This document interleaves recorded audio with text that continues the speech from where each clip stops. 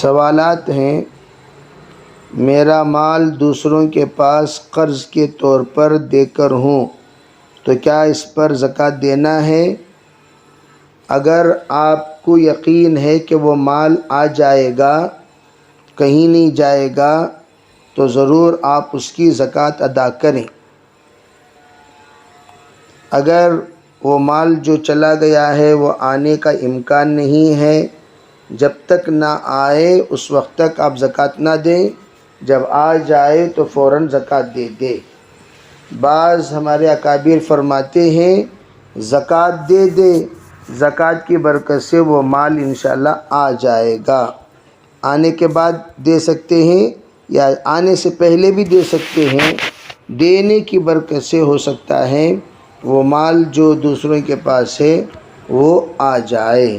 تو اس کے لیے زکوٰۃ کے معاملے میں قبضہ شرط ہے، تو وہ قبضہ آپ کے پاس نہیں ہے، قبضہ اس کے پاس ہے، اس لیے قبضہ آنے کے بعد زکوٰۃ ادا کر سکتے ہیں اور اس کے لیے تاخیر کرنے میں گناہ نہیں ہوگا۔ دوسری بات، دوسرا سوال، میرے شوہر گھر کی پوری ذمہ داری مجھ ہی کو کرنے کو کہتے ہیں، مغرب کے بعد بھی کوئی ضرورت رہی تو مجھ ہی گھر کے باہر نکلنے کو کہتے ہیں، تو کیا اس وقت میں بھی بات ماننا ہے؟ میں گھر میں اکیلی ہوں، میرے کوئی بچے نہیں۔ اصل میں کیا شوہر معذور ہیں، دماغ خراب ہے ان کا، یا طبیعت خراب ہے، یا سست ہیں، سوماری ہیں، کیا ہیں، کس وجہ سے ایسی آپ کو مکلف بناتے ہیں؟ پہلے اس کا جائزہ لینا ہوگا۔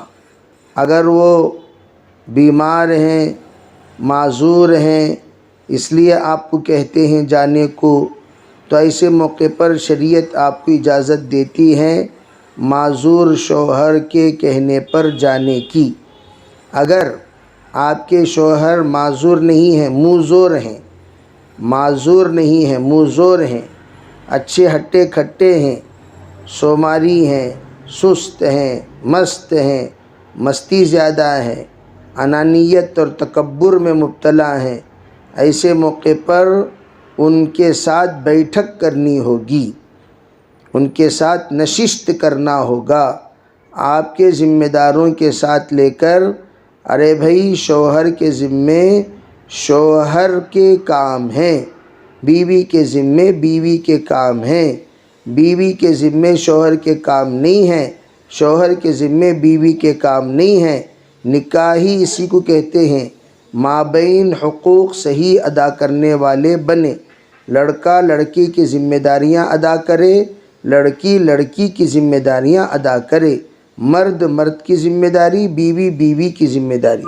تو ان سے کہنا چاہیے کہ بیٹھ کر کوئی سمجھدار ان کو سمجھائے، یا دوست و احباب ان کو سمجھائے، متعلقین رشتہ دار ان کو سمجھائے، تاکہ رشتہ باقی رہے اور عافیت کے ساتھ رہے۔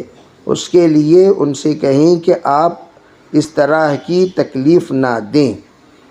تو بات کریں، بات کرنے کے بعد آپ اس کارروائی کو صحیح ڈھنگ سے معتدل بنانے کی کوشش کریں۔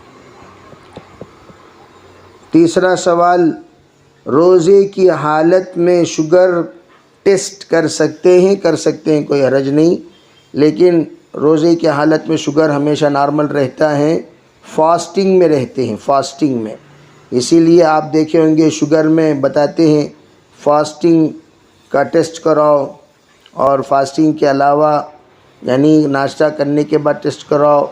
تو فاسٹنگ ٹیسٹنگ یہ تو شوگر کی روزے کی حالت میں ہو جائے گی، لیکن جو اصل ٹیسٹ ہے وہ افطاری کے بعد ہوتی ہے۔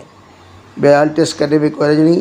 ایک ہی قطرہ خون نکلتا ہے، اور ایک قطرہ خون میں کوئی تکلیف زیادہ نہیں ہوتی، اس میں کوئی حرج نہیں ہے۔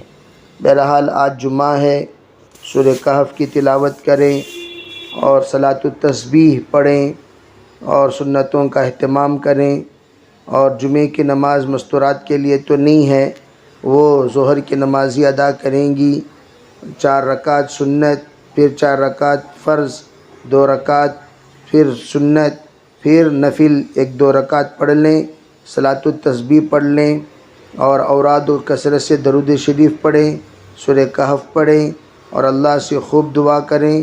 جمعہ کا دن عید المؤمنین ہے، اللہ تعالی ہمیں رمضان مبارک کا جمعہ عطا کیے ہیں، یہ دوسرا جمعہ اور 3 جمعے ہیں، 3 جمعے کے بعد عید آ جائے گی، اس لیے اس جمعے کی قدر کریں اور خوب درود شریف میں اپنے آپ کو لگائیں۔ اللہ تعالی ہمیں عمل کی توفیق عطا فرمائے۔